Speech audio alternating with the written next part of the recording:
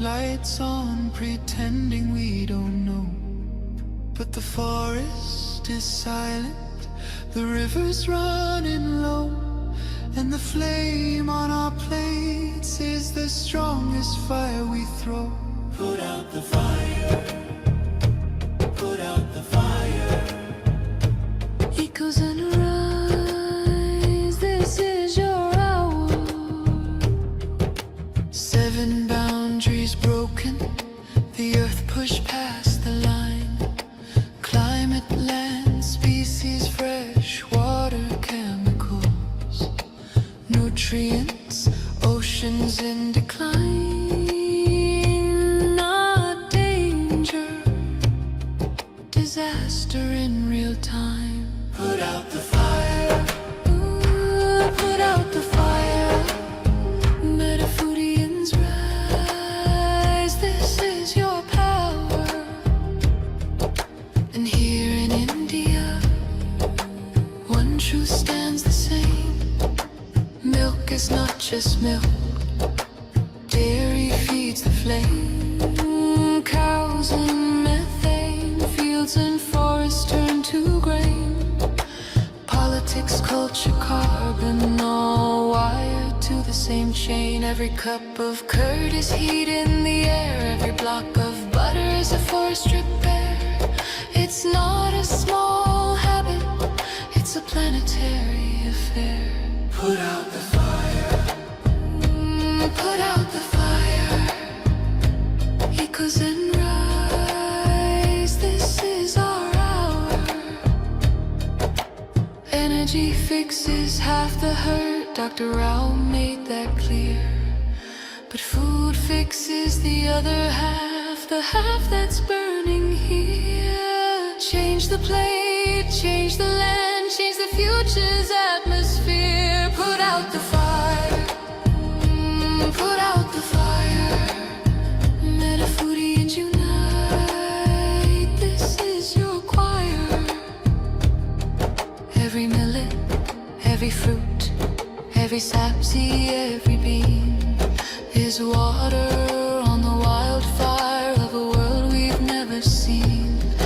Every oil-free bite is a river turning clean. This is not perfection, it's direction. Not pressure, but protection. A week of choices can cool a generation. A company's courage can ignite a nation. Put out the fire, ooh, put out the fire. Echoes and rise, this is your hour. Metaphorians unite, Metaphorians ignite, sharing love in the metazone, lighting the path to a cooler home. Put out the fire, ooh, put out the fire. Together we rise, together we inspire.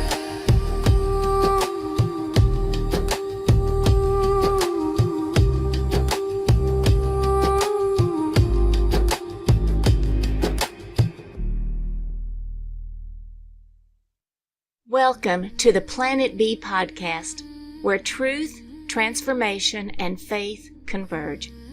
Join us as we flip the script on ecological despair, guided by Dr. Sailesh Rao's vision for a compassionate, rewilded vegan world. Let's begin the journey to the greatest transformation in human history. Greetings, everyone, and welcome to episode 23. The title of today's episode is Busting the Protein Myth. Dr. Rao, I know you're ready to bust this myth. Yeah, it's a myth that's central to the system on planet A, because it's the myth that makes everybody go and exploit animals and thereby prop up the system that's all about growth, growth, growth. So I begin this chapter with a quote by C.S. Lewis, who said that a myth is a lie that conveys a truth. Now that is a true statement right there. So it conveys a truth. The truth is that, yes, animal bodies do have protein. But the lie that's conveyed is that animal bodies are the only foods that have protein. The animal protein is the most complete protein. Animal protein is the superior protein. And all these are myths that have been propagated through the education system. In reality, it's simply not true. Right. And that goes right into your foundational myth and foundational truth. So, right at the beginning of this chapter, you highlight the foundational myth on planet A: protein is only found in animal foods. And the foundational truth in planet B is all plant foods have all amino acids and have complete protein. Correct. Yeah. Because even the protein efficacy tests that people run, and these are all rigged to make it look like animal protein is the superior protein. So you choose a Jeez. test that's all about muscle growth. Okay. But muscles aren't the only things that we need to replace in day-to-day activity, unless you are a buff who is always, trying to grow muscles. That's not the only thing you're growing. If you look at the normal cells you have to grow back, it's intestinal cells are the first cells that die really fast. And for that, the optimum food are plant foods. They have the right protein composition for that. But again, the body recycles all the protein that dies from the dying cells. So it's not clear why you should be eating just animal protein, right? But they rig the test to make it look like that's the optimum protein that you need to be eating. So that's how they rig the test based on just muscle growth. But what you're Correct. saying is actually the most important protein is within our intestines. You have to look at which cells are being replaced. And the cells that die fast are the ones in the intestines. Protein cells don't die that fast. There are other cells that die much, much faster.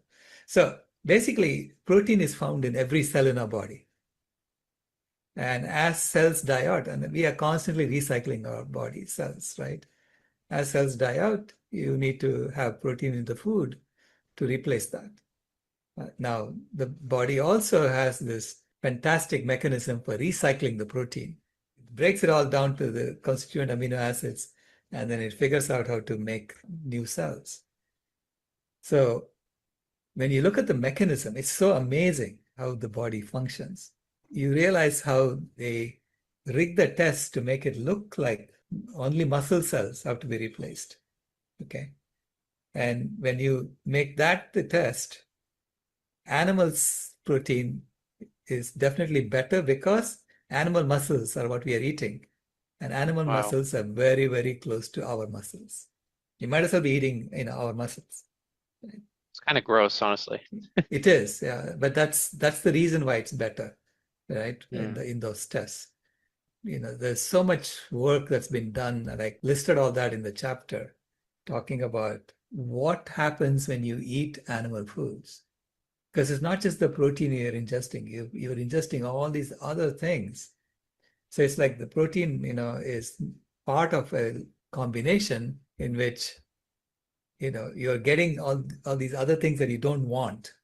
Dr. Walter Willett's quote is very important there. He said, to the metabolic systems engaged in protein production and repair, it's immaterial whether amino acids come from animal or plant protein. However, protein is not consumed in isolation. Instead, Hmm. it's packaged with a host of other nutrients. So he said, pick the best protein packages by emphasizing plant sources of protein rather than animal sources. Because there are so many other compounds like insulin growth factor 1, IGF-1, that comes with animal protein. And that is not good for you. I'm reminded of Dr. Milton Mills.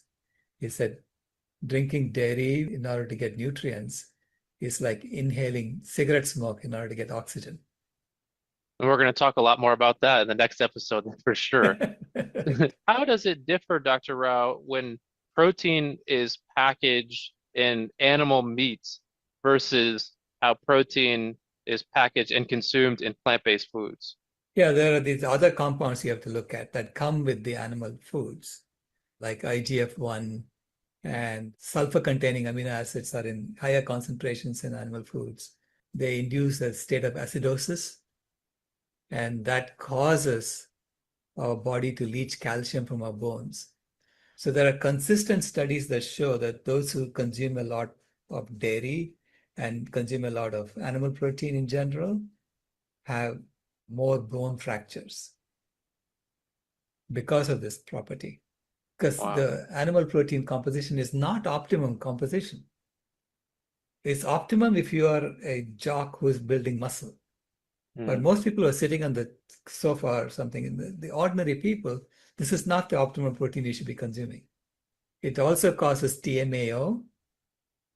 So TMAO is a compound produced when gut bacteria metabolize nutrients found in animal foods like carnitine and choline. These are types of amino acids, right? This is the excess sulfur-containing amino acids. And high levels of TMAO will increase cholesterol plaques in our blood vessels and basically lead to heart disease.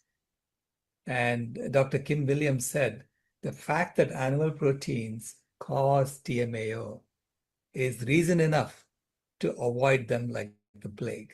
Plant proteins don't have high levels of sulfur-containing amino acids.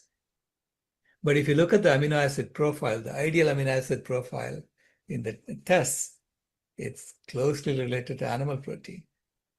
Why? Because they want to make it look like meat is the best protein.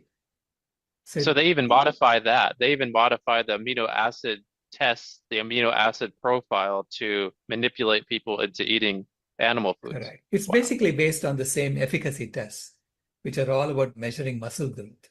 But if you are growing muscles and you want to grow muscles using plants, you can do that too. You just have to eat a lot of plants together. So you get a variety of amino acids. So mixing, rice and legumes, for instance, will be good for muscle growth. In general, we get so much protein in our food. Like in general, we know that the average American is eating 2 to 3 times as much protein as they really need, and 1/3 the fiber that they need. And that deficiency in fiber is responsible for all the diseases, the chronic diseases that people have in America. So it's responsible for obesity, because what happens when you don't take enough fiber in your food is that fiber has no calories, but it fills up your stomach. So our body says you're done with eating when your stomach is full. Now, if you're filling up your body, your stomach, with foods that don't have any fiber, you're going to eat a lot more calories for the same volume of food. Okay? And if you don't use those calories, then the body takes all the excess fat that it didn't burn and stores it for future. Wow. It's a mechanism that body has for making sure that you can get through a famine. When a famine happens, then you can burn all your excess fat. And fat is normally rare to get in food. This is why the body is looking for fat and accumulating it. So this mechanism, by eating foods that are low in fiber, and animal foods have zero fiber, there's no fiber in animal foods. By eating foods that have no fiber, you are loading up on calories when your stomach is full. And so all the excess fat that's in the food gets stored. So you will see incidence of obesity increasing in countries that eat a lot more animal foods. So it's proportional to that. Those who eat a lot more plants will be eating a lot of fiber along with the food that they're eating, and therefore they'll be consuming less calories as their stomach gets filled. So the animal-based foods and the protein in them is not packaged with that necessary fiber, but the No, plant-based foods has that fiber. And Dr. Rao, isn't fiber really important for our digestive system as well, and how we release toxins out of our body? absolutely. Fiber is important for gut health. Mhm. So it feeds the gut bacteria. Gut bacteria then multiply, and then they're able to digest the rest of the food. So fiber is essential for human well-being. And the fact that 95% of Americans are deficient in fiber, it's an indictment of the entire system when 95% of people are deficient in a macronutrient. The government does nothing about it. So that shows you that it's systemic, that they really want us people to get sick so that they can feed us pharmaceuticals and grow the drug industry. That's what it looks like to me. When you put it that way, how could it be any other way besides a systematic? Right. So the TMAO production is one, which is the trimethylamine N oxide. That's one reason why you shouldn't be eating animal foods. The other reason is that animal foods contain high levels of phosphorus. And when we consume high levels of phosphorus, our bodies normalize it with a hormone called fibroblast growth factor 23, FGF23. I got this from studying work from medical doctors. So it's Dr. Varsha Shah. She's a pediatrician and lifestyle consultant in India. And she sent me all this information of their analysis of why you should not be eating animal foods. So FGF23 has been found to be harmful to our blood vessels and is associated with heart attacks, sudden death, and heart failure. Oh, geez. So those who eat a lot of animal foods are prone to more heart disease because of that. And there is also no need to obsess about proteins in our food because, like, look at animals that eat plants. They don't go around measuring protein in their food. They just eat the food and they grow, right? Some of the biggest on earth, they're all plant-eating animals. And they get enough protein by eating plants. So we can also get enough protein by eating just plants. And this is why Americans in general are eating 2 to 3 times as much protein as they really need. Okay? Because there is plenty of protein in food. So if you eat enough calories on a natural diet, you'll get enough protein. This is what Dr. McDougall has written in his website when he calls it the deadly dietary deception number 1 is the protein myth. So he's pointing out that this is not a nutrient of concern at all, so long as you get enough calories. Of course, it's a nutrient of concern if you're not eating enough food. So for the 800, 900 million people who are going hungry, you're going to get protein deficiency there because they're not eating enough food. You should be much more concerned about getting enough fiber, getting enough micronutrients, and all of those are found in abundance in plant foods. Right. Could you talk about the impact of the antibiotics and the hormones that are being consumed in this animal protein as well? Yeah, basically when you grow animals together in large quantities, so this is factory farmed animals, they're prone to get diseases because they're touching each other all the time, right? It's like, if you are in a crowd and one person has flu, it spreads, All right. So how do you avoid that? Well, you feed them antibiotics as part of their food. That's what the system is. So the antibiotics are constantly fed to these animals as part of their food. And when you eat that, you're going to ingest the same antibiotics. Your body is going to build resistance to the antibiotics, which means when you get sick, the hospital is not able to treat you. Second is all the hormones they feed the animals in order to make them grow fast. So these are growth hormones that we feed animals because how else are you going to get a chicken to grow to that kind of weight, like 67 pounds in 6 weeks?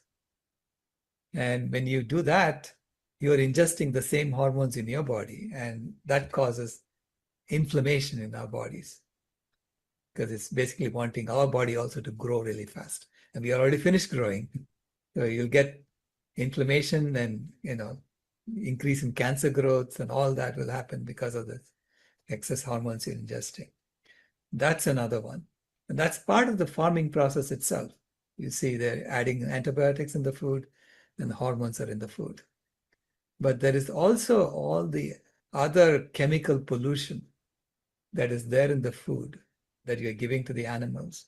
And the animals are storing the chemical pollution in their bodies. We take the crop residues and feed it to animals. And what are crop residues? Well, that's where the plant has filtered out the chemical pollution and stored it. in the stalks so that it tried to create pure water for the grain. So all the chemical pollution is in the stalks. And now when you feed that to the animals, they're going to ingest that and store it in their bodies. So you get a factor of 10 to 100 increase in pollution when you eat animal foods compared to plant foods. That wasn't there in the past. That is Right. making animal foods increasingly unhealthy as time progresses. Because every year you are adding another 220 billion tons of toxic chemicals into the environment. So that compounds what was there in the water before. And also think about the water. Are we giving these animals filtered water to drink? No. No. They're drinking whatever is there in the ground, and that is highly contaminated. We wouldn't drink it, but we let the animals drink it and then we eat the animals, which means you're going to get a compounded version of the pollutants in the water that the animal was drinking. You'll get that multiplied and in your food when you eat the Right. animal foods. So all of these have to be taken into account when we consider the protein myth. Because the objective of the protein myth is to convince you to eat animals. Because without eating animals, the entire growth model collapses. Because you won't grow the diabetes industry, you won't grow the healthcare industry, and you won't grow the animal agriculture industry itself, unless everybody is convinced they have to eat the animals. This chapter, honestly, I feel is one of the most important chapters of the book because it's just something that people are so unaware of. And could you share some of sadly, the grotesque things that are fed to the animals? Because they're not just eating plants or, pellets, and they're not even just getting antibiotics and hormones. Right, yeah. Previously, they used to take all the waste from the animals. That includes the body parts that cannot be processed into any product, right? Like the brains, sexual organs, and things like that. They would just grind that up and turn that into protein meal. So it becomes this pink slime from which you get different food substances. They even make, some human foods out of that. But Jeez. mostly it goes back into feeding the animals. And that became a source of diseases in animals initially. So when they found that feeding cows back to cows led to mad cow disease, then the industry separated it out. So now the rendering industry takes the remains of cows and turns that into protein meal for pigs and chickens. They take the remains of chickens and pigs and turns it into protein meal for cows. So, and these meals have to be fed to make those animals grow fast, or even to produce milk at high quantities.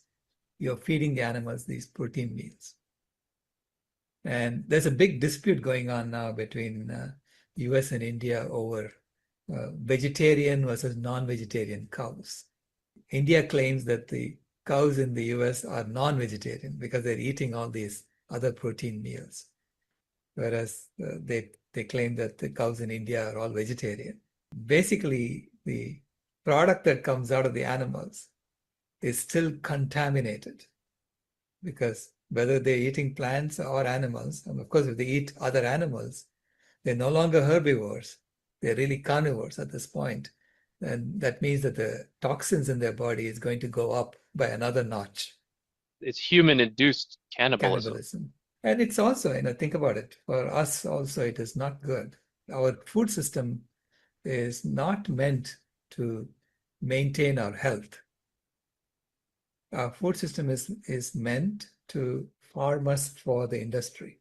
We don't think too much, right? When you're told in school that protein comes from animal foods, we buy that, because we trust the science teachers who tell us that.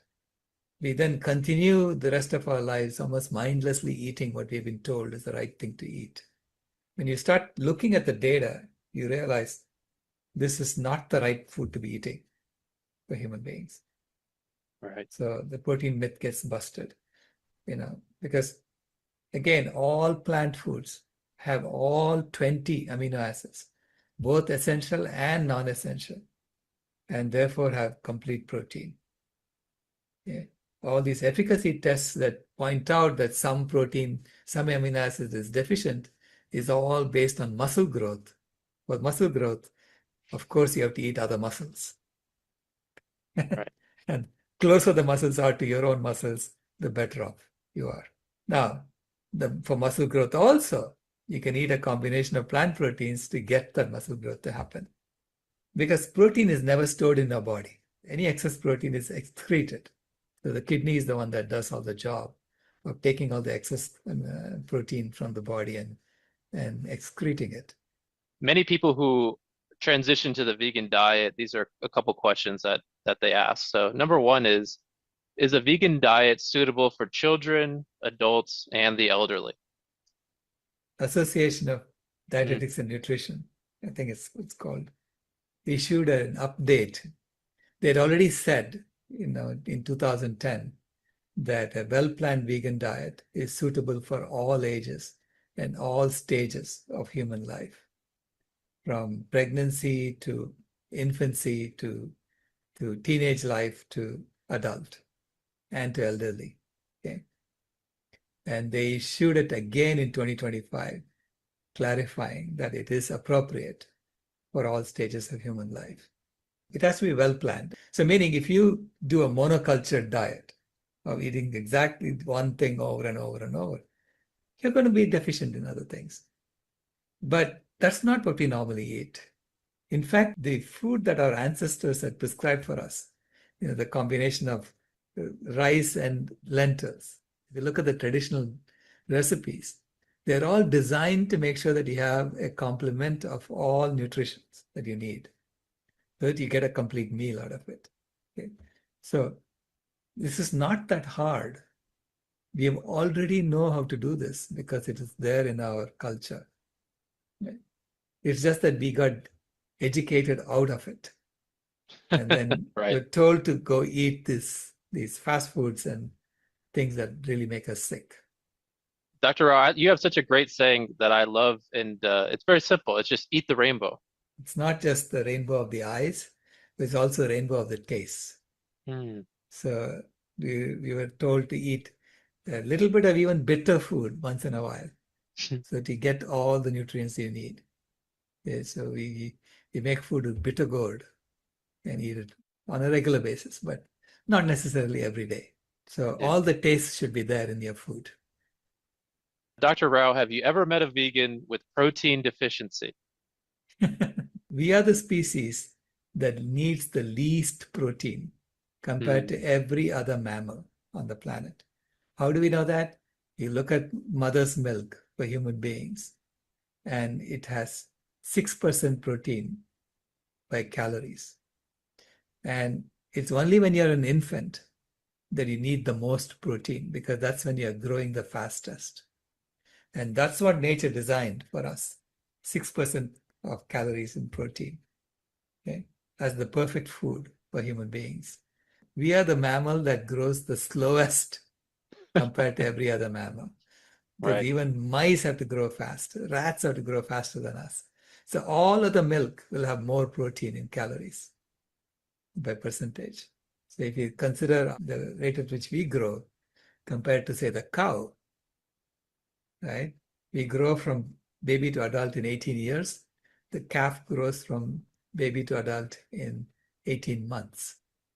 And the cow is 5 times our size, which means that fluid that the cow is giving her baby is designed to make our body grow 50 to 60 times faster than it ever needs to grow.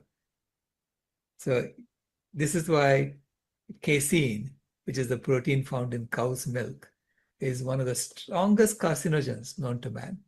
Dr. Colin Campbell said if you didn't label it as casein, and if you just measured that as a substance and you evaluated it, you would say that is the worst carcinogen. And only because it's cow's milk, it's labeled as food. So all the experiments that he did in his lab, he was using casein as the animal protein to show how animal food cause cancer.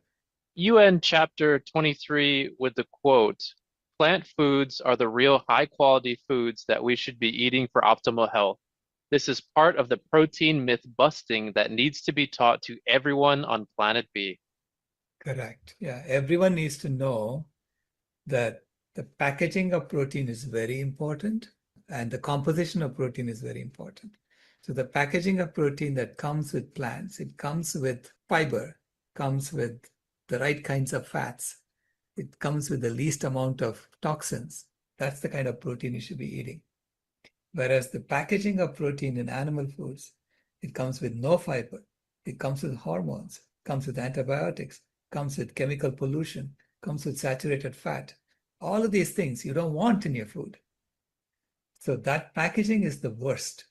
So plant foods are the real high quality foods when it comes to protein. We need to teach children how to do, rational thinking on their own. Yeah, very beautiful. Dr. Rao, as always, it's such a pleasure. Thank you so much. You put it in such a simple way that everyone can understand, and the information that you're bringing forth is just so eye-opening. So I just say thank you for that. Is there anything that you'd like to share as we close out episode 23? This is the unveiling of deceptions, of myths that we have been taught, and just seeing the reality as it is. So thank you for joining us in this journey. Thank you so much, Dr. Rao. Thank you so much to the audience as well. We hope you enjoyed this episode 23, Busting the Protein Myth. And the next one is just as fascinating, if not more fascinating, because episode 24 is Overcoming the Dairy Deception. Thank you all so much for joining us, and we'll see you again soon. This has been a podcast from Planet B, where the same humans live in truer systems. If you haven't moved here yet, we thank you for visiting.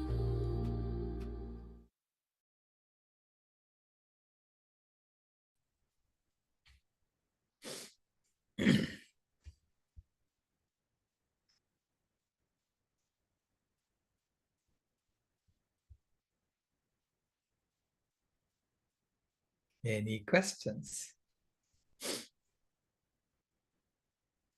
Any discussions around that? Yeah, the interviewer is truly excellent. I absolutely agree with that, Michael. Yeah. He's very, he reads the chapter thoroughly and then he asks the right questions. Joji? Yeah, I agree with that too.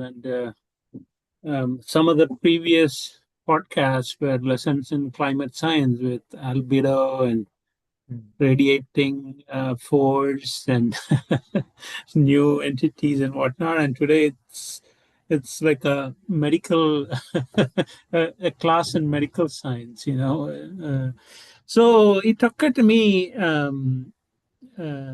just thinking out loud, whether it's worthwhile making some kind of MOOC, right, massive open online course out of these podcasts. Of course, podcasts themselves, by themselves, um, are there. I think they are recorded and then they're available, right, on Climate Healers or someplace like that. I was just thinking another avenue could be like a Coursera or edX or something with a little bit of, Yeah, just we do have a yeah. course on climate healers, but it's climatehealers.org/courses. In fact, the book is an outgrowth of the course, and the podcast is from the book. I see. Okay, yeah, I didn't know about that. Okay, just a thought. Yeah, a lot of people have gone through it and they've become certified climate healers. I guess that's why some people have the CH prefix in front of their name. Yeah. Okay, got it. Okay, thank you. Sure thing. Barb? Hi there. I thought it was really interesting that we kind of picked up a little bit from, excuse me,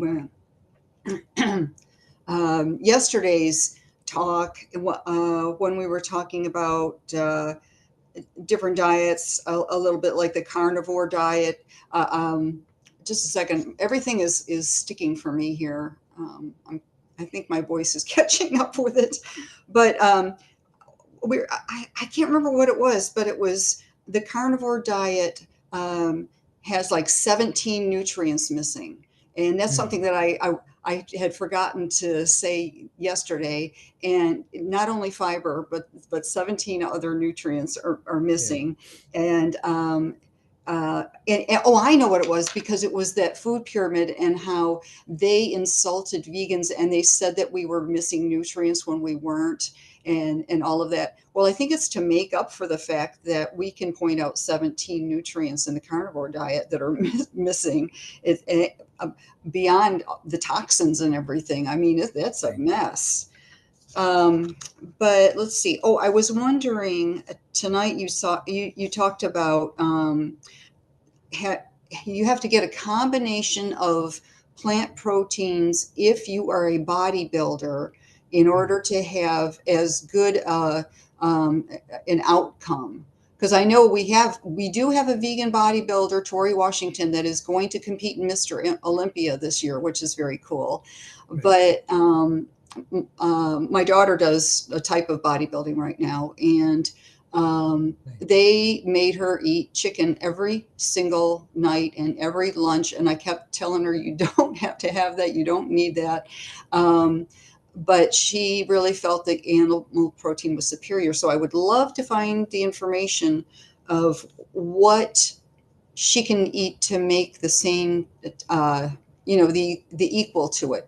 She actually is a world champion. I have to tell you, she actually is 35 and over world champion in the type of competition that she's in.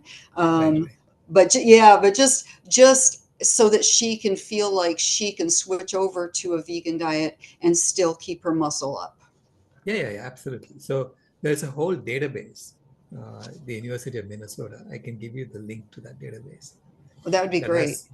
That has all the protein content of every food that they analyzed. There are like 10,500 foods that they analyzed.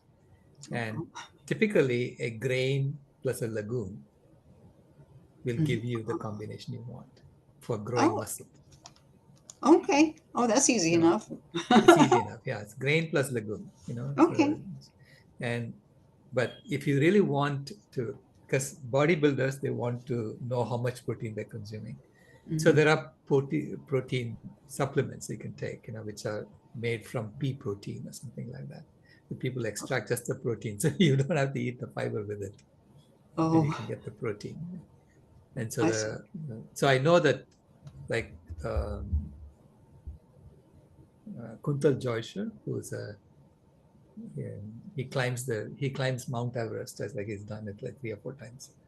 Anyway, he's or twice he's done it, and he's a vegan, and he eats certain supplements to be able to do that. So people like your daughter who is competing, they need to be careful about what they eat, what combination they need to eat. Okay. But, all right. Typically, in fact, from a calorific point of view, for the same calories, broccoli is equivalent to beef or even superior to beef in terms of protein content. Wow. Okay. So there's plenty of protein in plants, is what I'm trying to tell you. Yeah. All right. Thank you. Sure.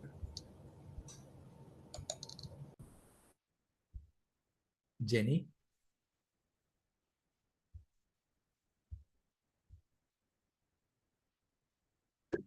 Hello. Okay. So I have a couple of questions. So, so the part where they were talking about the extras from the cows are fed to pigs or pigs to chickens, vice versa. That's like really. Jenny, you're coming in very distorted. Can you adjust your mic? Yeah. What about now? Yeah, it's better. Oh, okay, good. So we were talking about how they're using some animals to feed other animals, like cows to pigs or pigs to chickens. That's really gross. Right. And so I was just thinking, if I were to share that with, I feel like people in my circle, or especially with my family members, I'm just trying to anticipate what their response would be and then what I could say back. Because I think a handful of my family members would be like, well, hey, like, we buy our own chicken and then we go slaughter them. So the chickens that we're eating must be like still good for us. Or, hey, the cow that we have in our fridge is from the farmer down the street. So, what you're talking about must just be for like mass produced animals. And I feel like they would say like the food that Right. we're eating is still healthy. So like what might someone say in response to that? Yeah. Uh, Whatever you're eating some animal, even if it's grown in a non-factory farmed setting, they're buying feed from somewhere, Oh, I see. and it's in that feed. Oh, it's in the feed. So yeah, you're Okay. kind of stuck because you're stuck in the system that's Oh, making. They're saying, okay, this feed will improve, increase the weight that the chicken puts on, right? And that feed oh, has okay. this rendering, Oh, got it. Okay. right? And so this is why all of our food animals that we eat are all carnivores now. I mean, even Hmm. though they're meant to be herbivores, in nature they're herbivores, but they're all carnivores now, right? And so carnivores are higher up in the food chain and will have higher concentration of toxins in their bodies. Oh, I see. Okay. Okay, so it's actually in the feed. Oh, In the interesting. feed. Yeah, it's in Okay. the feed. Um, and then my other question was, there was a friend of mine who wanted to do this podcast, but the time just isn't working out for her. Could you just remind me where will this podcast be found? Like Yeah. once, yeah. So look for There Is a Planet B podcast. So Oh, like just I'll like put, Google it. yeah, and let me just put the link in the chat. Okay. So it's There Is a Planet B .podbean.com.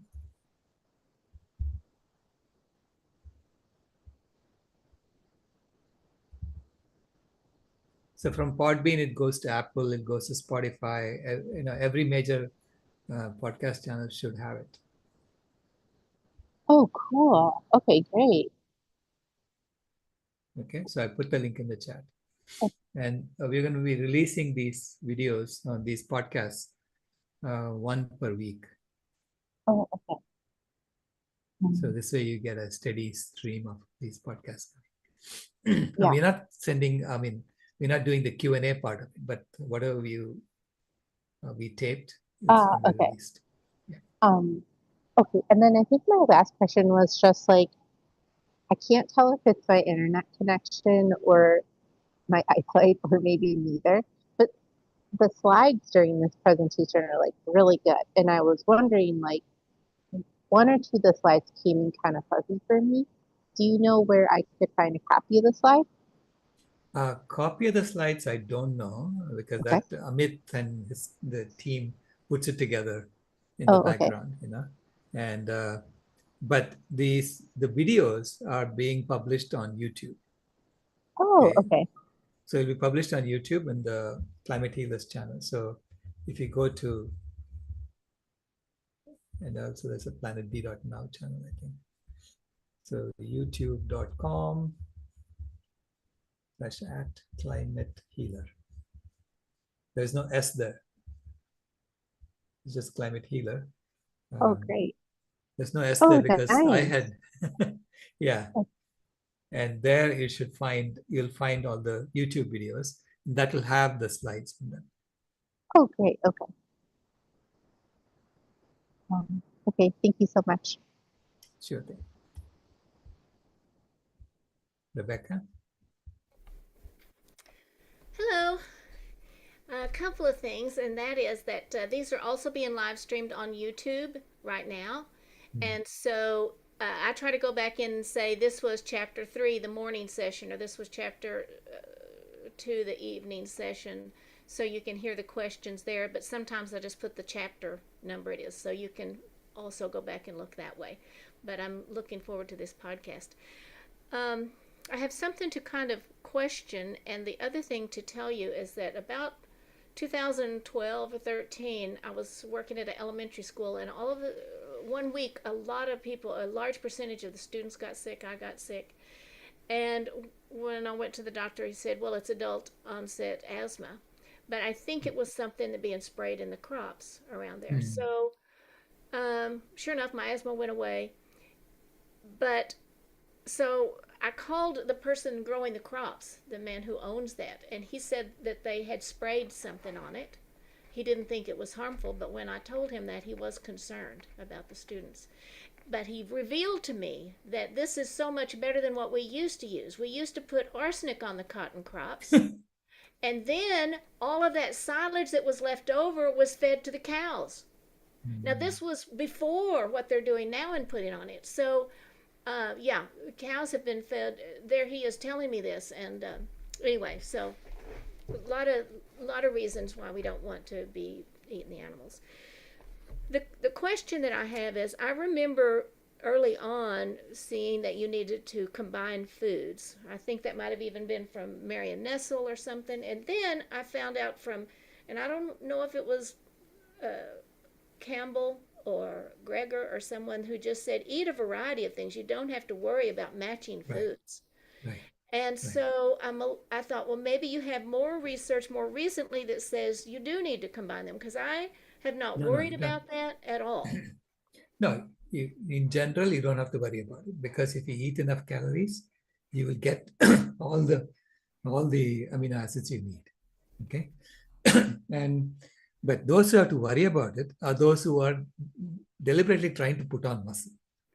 If your objective is to put on muscle, okay, and you are working out to make it happen, of course you have to be careful about your diet, no matter what you're eating. Right. Yeah. Now, that reminds me that my mother was advised, she was a vegan by then for 10 years. And in the hospital, they said, you need to eat more protein. And they knew she was vegan. And I reminded the doctor, look, she's vegan. And so I said, so can't she eat? That was iron. It wasn't protein. I'm sorry. It was iron. And so sometimes the elderly need more nutrients than others, but the doctors weren't well versed in it. But I did say, what about spinach and other things? And he said, oh yes, you can do it. So I'm thinking, is that another category that needs to look at what they're eating and how to make sure they're getting what the doctor says? But when the doctor says eat more protein or eat more iron, look at the source where you can get it from. And there are plenty of sources from plant sources, because ultimately all of these went into the animal, through the plant. Yeah. Plants are the ones who can extract it from the soil and turn it into edible things that we can eat. And so then when you eat the animal, you're not really, you're getting all of the other things that you don't want. And so it's like what Dr. Mills said, right? You're trying to, you're trying to get oxygen by inhaling cigarette smoke. Right. You don't want all the other stuff around it. There's plenty of oxygen outside if you just go breathe the air. Right. So there's absolutely no reason to be eating the muscle of another animal because you want to put muscle on. That's you can get the same combination of protein that you need by just being careful with the plants you're eating. Okay, thank you. And I want to say thank you to the people who made those charts. That one, I had never seen the AJ chart before. And now I understand why I am overweight, because I have been eating all those things on the other side of the chart instead of on this side, even though they're plants. Right. It's just too high in there. So, another impetus for me to be healthier. Thank you so much. We are all on this journey together, Rebecca. So we have to help each other. Thank you. Get better. Oops. Oh, there was one. Oh yeah. Hi, Barb. How come I keep adding and it's there we go. Okay. Am I supposed to be talking? Because I wasn't going to ask anything. Someone else had a hand up. I'm sorry, I thought you had your hand up. Oh no, they've been flailing around, but not. I don't have the yellow hand up. Okay. Okay. I briefly had my hand up, but I'm not sure if the answer got addressed with the Q&A sessions that are being recorded. They're going to be on YouTube. Yeah, they're in the live stream on YouTube, and therefore they will be the videos will be available. So, but you will have different Q&As for morning session and different Q&A for evening session. Okay, so that's all in process. Yeah. Okay. I hope that answers your question, Michael. Thank you. Yeah, it's already there because when we go live, YouTube automatically keeps the videos there, and we will keep it up. Yeah, we're not going to delete it because every session we have different Q&A happening.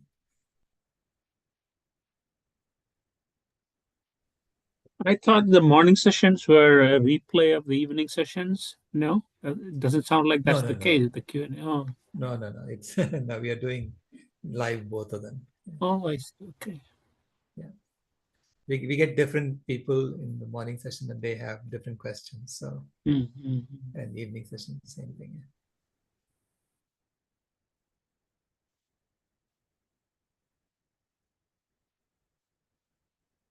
Any other questions? Barb? Yeah. I don't know if this is true or not, but I remember reading somewhere that our bodies are so similar to the animals' bodies that if we're consuming animal meat, sometimes our body confuses our own body for that meat and it will attack our own body. And that's how people get like lupus and a lot of the Right. autoimmune diseases. Correct. Absolutely. Oh, okay. That's correct. I remembered it right. Yeah, Okay. that's the root cause, root cause analysis for why you get some of these diseases. Oh, okay. Wow. Yeah. In fact, type 1 diabetes is because the body gets confused with the dairy. And so it's an autoimmune reaction as a baby, as a child, that happens. Oh, yeah. Okay. All right. Yeah. Good to know. Because they are our cousins, we shouldn't be eating our cousins. Yeah, one thing I want to mention is that we also eat the suffering of the animals. So we get that inside of us. It's very, very bad, I think, how they were killed. And you get that all inside by eating meat. Yeah, there's even a theory that the adrenaline, Yeah. the adrenaline that gets released when an animal is scared, because obviously the animal is scared when it's being stunned and turned into meat.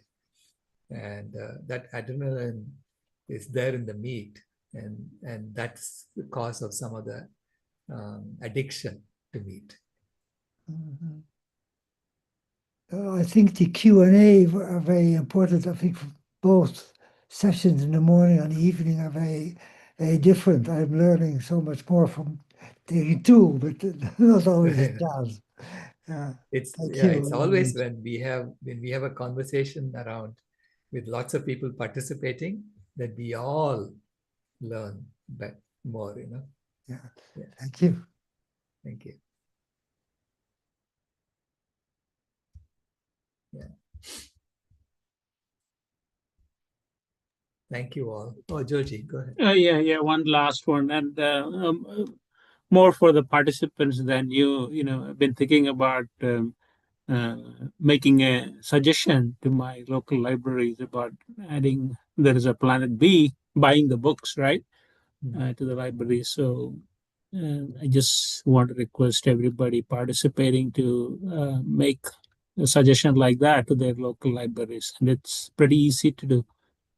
Yeah, please tell them to contact me if they want hard copies, because Amazon does not carry it.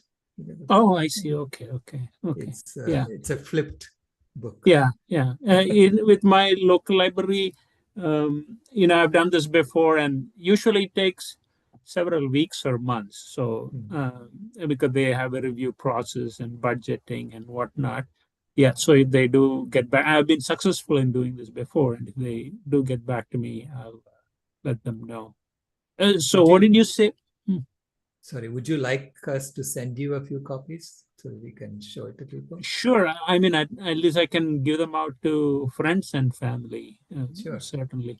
And library, they will take books, but I don't know where they go. Sometimes they may just sell it off in the library book sale or something.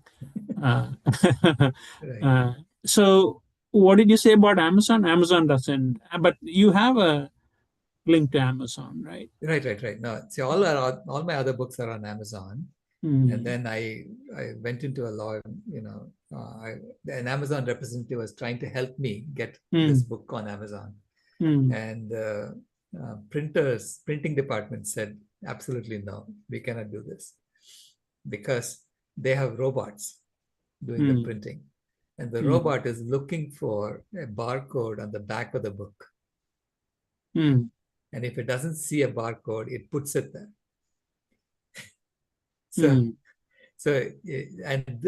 What you're seeing there on the left to my left here is actually the back of the book.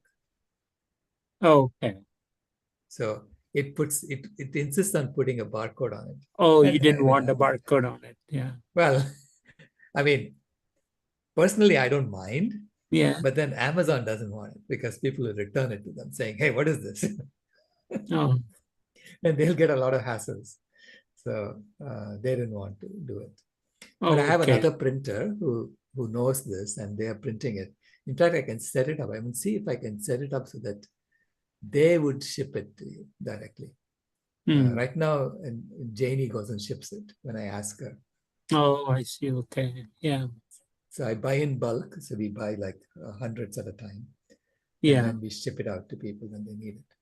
Yeah. Yeah. When I filled out the form, it asked for the publisher. And I know from your book, it said Climate Healer. And I didn't get all the nuances of it. And I thought it was a little strange that it said Climate Healer as publisher instead of Amazon. Yeah, so I guess this is the reason, because Amazon doesn't want to do it, with the barcode. I didn't fully understand what it meant, but I understand there is some sort of a disconnect. That's good enough. Yeah.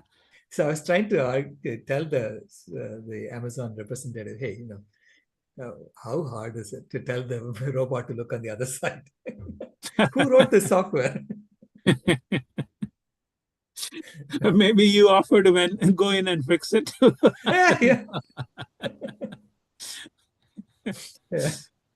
Yeah. So Jenny already sent 20 copies to you, Brahm. And so any of you, if you want copies of it, let me know. And I can have sent it out to you. Just email me with your address. Yeah, I'll send you my address. Yeah, certainly. Okay. Thank you. Thank you. Well, thank you and good night to you. Good morning to me. Thank you, Dr. Rao. Good night.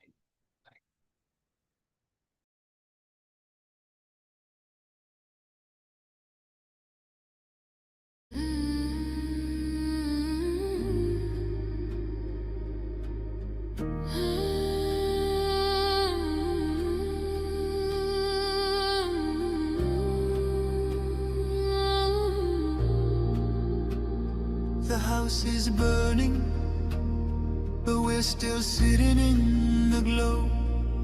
Phones charged, lights on, pretending we don't know. But the forest is silent, the river's running low, and the flame on our plates is the strongest fire we throw. Put out the fire. Put out the fire. Echoes and rise, this is your hour. 7 boundaries broken, the earth pushed past the line.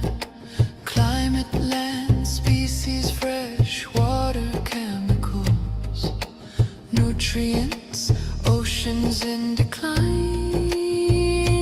Not danger, disaster in real time. Put out the fire. Ooh, put out the fire. Metafoodians rise, this is your power.